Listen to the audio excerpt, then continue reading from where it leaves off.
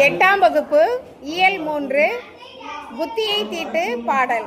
கத்தியை தீட்டாதே உந்தன் புத்தியை தீட்டு, கண்ணியம் தவறாதே அதிலே திறமையை காட்டு என்றார்.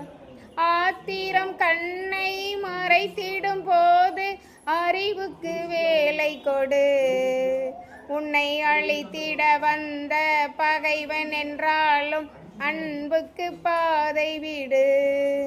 மன்னிக்க தெரிந்த மனிதனின் உள்ளம் மாணிக்க கோயிலப்பா, இதை மறந்தவன் வாழ்வு தடம் தெரியாமல் மறைந்தே போகுமப்பா. இங்கே இருப்பதோ சில காலம், இதற்குள் ஏனோ அகம்பாவம்.